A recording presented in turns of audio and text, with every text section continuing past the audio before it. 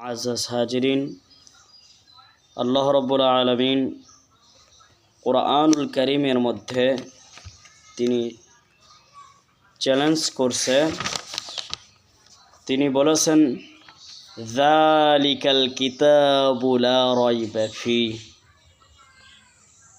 হুদাল লিল মুত্তাকিন। তো তিনি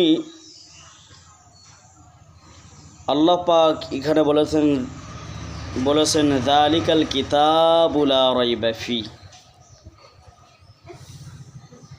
অর্থাৎ আল্লাহ পাক চ্যালেঞ্জ করেছে। এটা চ্যালেঞ্জকৃত একটা আয়াত। আল্লাহ পাক এই আয়াতে কারিমার মধ্যে বলেছেন যে এই কোরআনের মধ্যে কোনো সন্দেহ নাই, সন্দেহের কোনো অবকাশ নেই। যে সন্দেহ করবে এবং কোরআনের একটা অক্ষর, একটা হরফ, একটা শব্দকে, ছোট্ট সামান্য এতটুকু শব্দকে কেউ যদি অস্বীকার করবে, কোরআনের কথা অর্থাৎ আল্লাহ পাকের কালাম, এই কালামুল্লাহ শরীফকে যে ব্যক্তি অস্বীকার করবে সে কাফের হবে, সে কাফের হয়ে যাবে।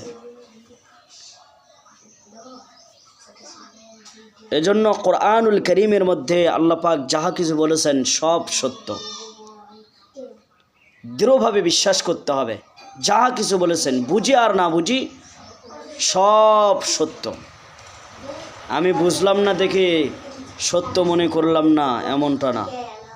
কোরআনের মধ্যে যাহা কিছু আল্লাহ পাক বলেছেন, আমি বুঝি বা না বুঝি, সব কিছুই সত্য।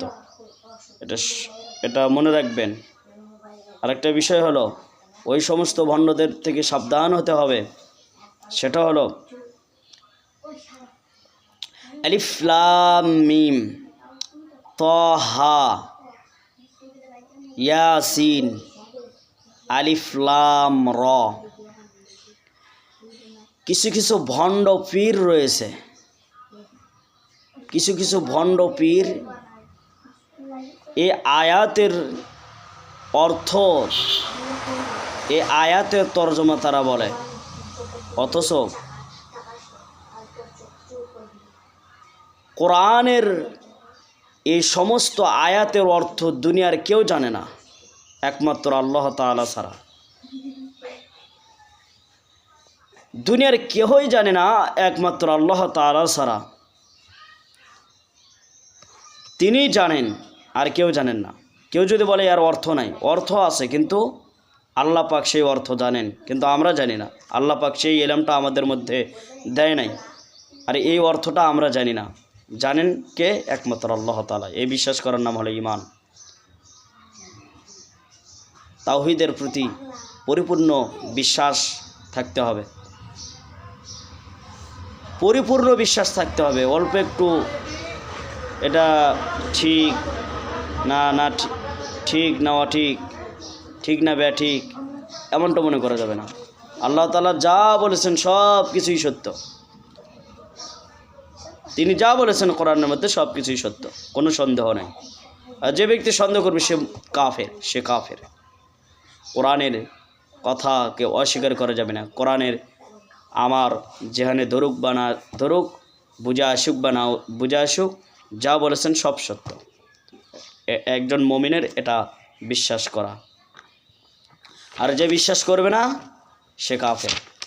এজন্য আল্লাহ পাক এই যে সমস্ত আয়াত, আলিফ লাম মিম আলিফ লাম র, এরকম কিছু কিছু আয়াত রয়েছে, এই আয়াতের অর্থ কোরআনের মধ্যে দেওয়া নাই।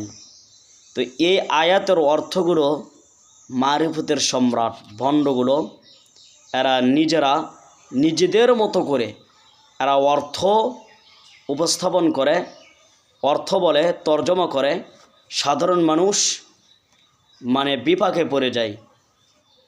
তখন তারা বলে যে মৌলবীরা কিছুই জানে না, কিছুই বোঝে না, এরা কোরআন বোঝে না, এরা হাদিস বোঝে না, এমনটা তারা বলে।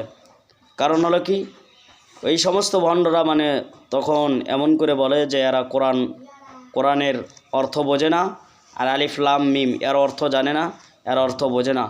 অথচ আলিফ লাম মিম এই অর্থ কেউ জানে না, দুনিয়ার কোনো মানুষ জানে না, একমাত্র আল্লাহ তাআলা ছাড়া। এটা বিশ্বাস করতে হবে।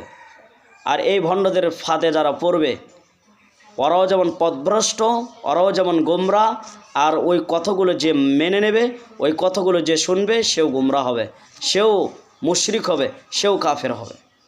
এই জন্য